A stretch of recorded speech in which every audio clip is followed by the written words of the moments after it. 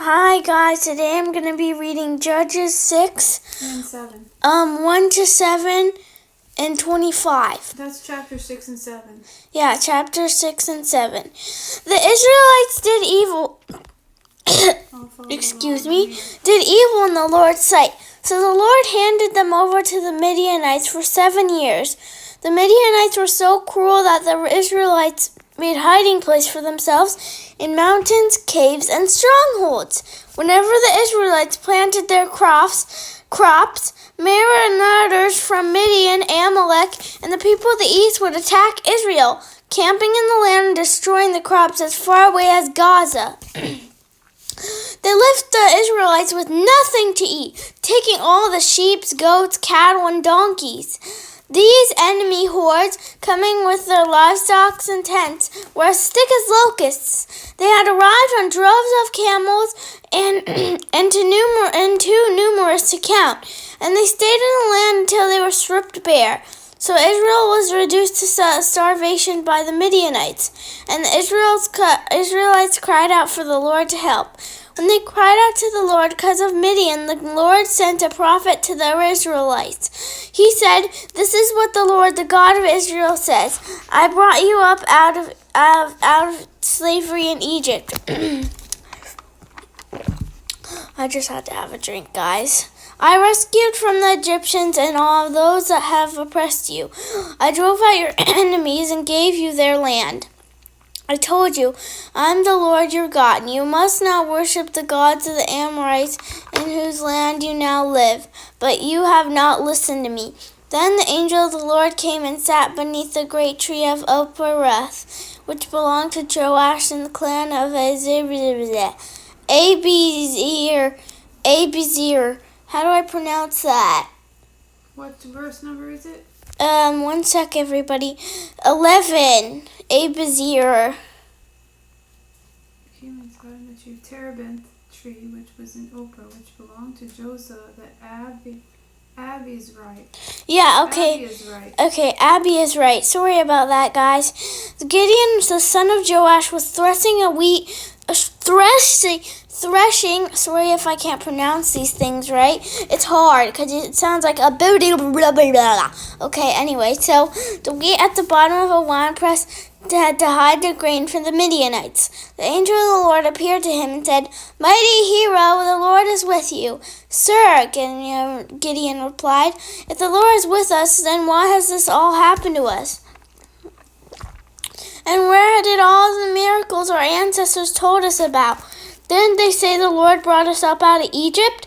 But now the Lord has abandoned us and handed us over to the Midianites." The Lord turned to him and said, "Go with the strength you have and rescue Israel from the Midianites. I am sending you." "But Lord," Gideon replied, "how can I rescue Israel? My clan is the weakest in the whole tribe of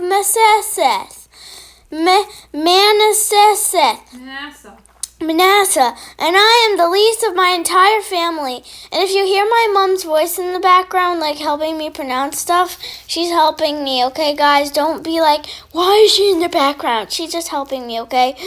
The Lord said to him, "I will be with you, and you will destroy the Midianites if you are fighting against one man." Gideon replied, "If you are truly going to help me, that's a sign to prove that it is really the Lord speaking to me. Don't go away until I come back and bring my offering to you."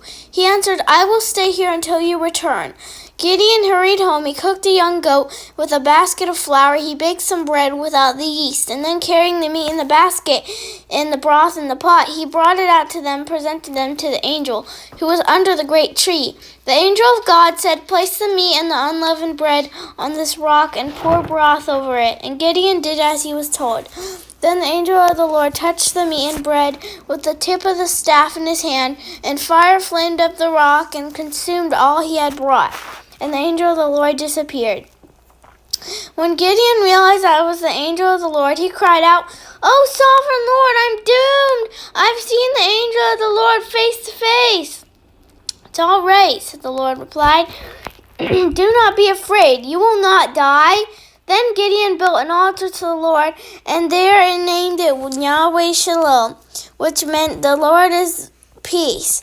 The altar remains in Ophrah, the land of the clan of Abiezer,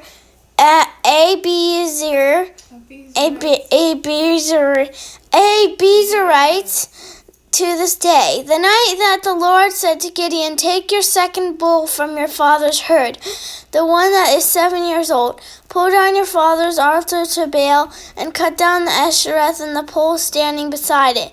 Then build an altar to the Lord your God here on this hilltop sanctuary, laying the stones carefully. Sacrifice the bull as a burnt offering on the altar, using as fuel of the Lord of Asherah the pole you cut down."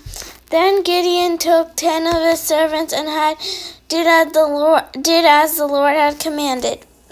Because he did it at night, because he was afraid of the other members of his father's household and the people of his town. Early the next morning, the people of the town began to stir. Someone discovered that the altar of Baal had been broken down, that the Asherah pole beside it had been cut down, and the place to build no altar had been built, and on it were the remains of a bull that had been sacrificed. The people said to each other, "Who did this?" And after asking around and making a careful speech, they learned that it was Gideon, the son of Joash. "Bring out your son," the men of the town demanded Joash. "He must die for destroying the altar of Baal and cutting down the Asherah pole." But Joash shouted to the mob that confronted him, "Why are you defending Baal? Will you argue his case? Whoever pleads his case will be put to death by morning. If Baal is truly a god," Mommy, why am I spitting all over this by talking? "And he broke down his altar." Then from Gideon was called Jerubbaal, what means, "Let Baal defend himself," because he broke down Baal's altar. Soon afterward, the armies of Midian, Amalek, and the people of the east formed in an alliance against Israel and crossed the Jordan, camping in the valley of Jezreel.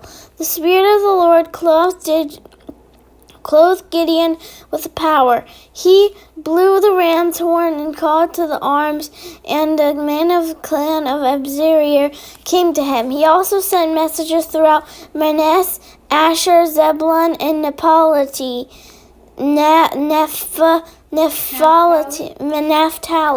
summoning their warriors, and all of them responded.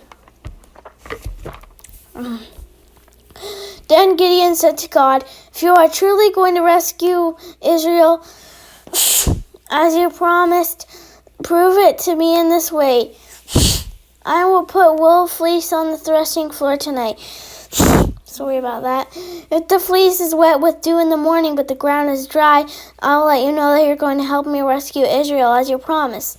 And that is what just happened. The next morning he squeezed the fleece and wrung out a whole bowl full of water.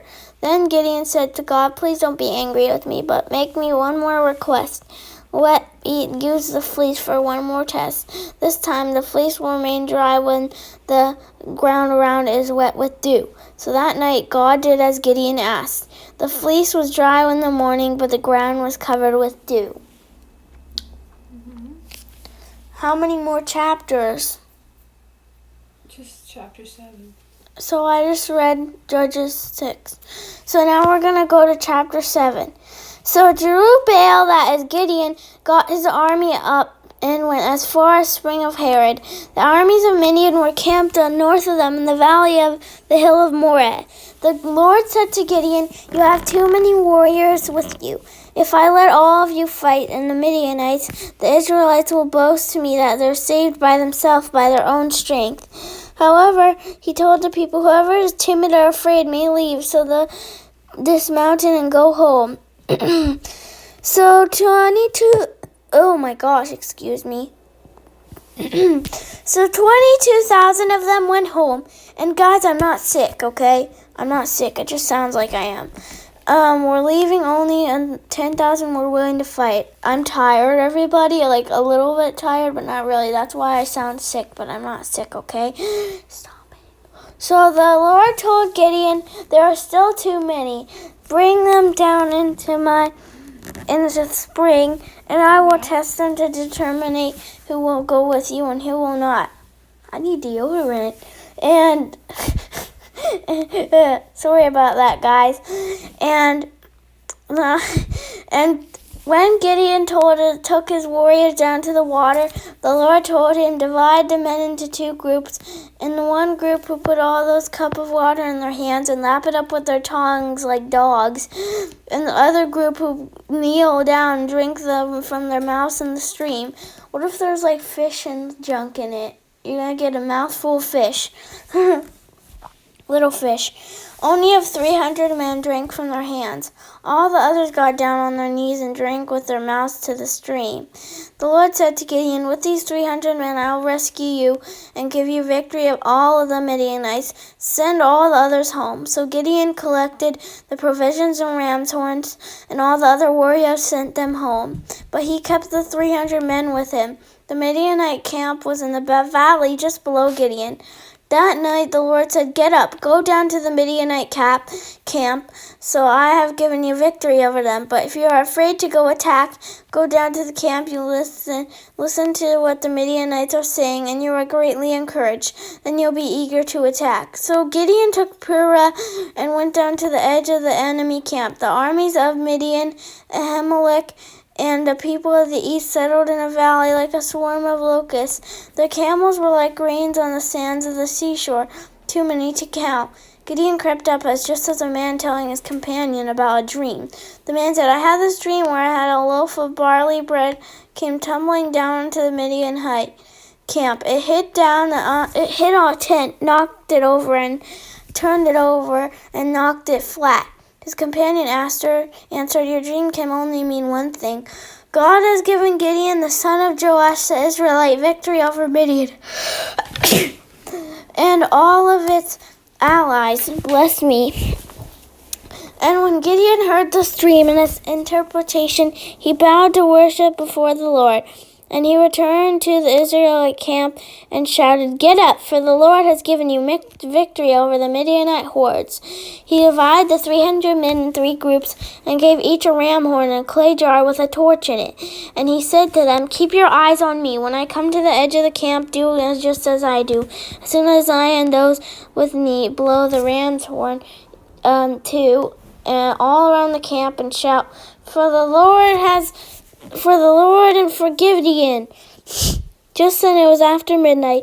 After changing off the guard, when Gideon and 100 men had reached the edge of the Midianite camp, suddenly they blew the ram's horn and broke their clay jars. Then all 3 groups blew their horns and broke their jars. They had got the blazing torches in their left hands and the horns in their right hand. And they all shouted, a sword for the Lord and Gideon! Each man stood at his position around the camp and watched as all the Midianites rushed around in panic, shouting as they ran to escape. Then the 300 Israelites blew their ram's horns. The Lord caused the warrior in the camp to fight against each other with their swords. Those who were not killed fled to places as far as Bethsheba. That's a bad word. Mommy, is that a bad word? What verse is it? It's verse 22. It's bad word.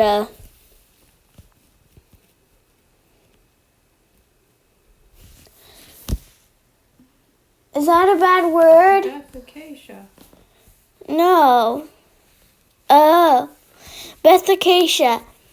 Near Zemre and the order of Abel, Mebola near Taba. And Gideon sent for the warriors of Naphtali, Asher, and Manasseh, who was joined in chasing the army of Midian.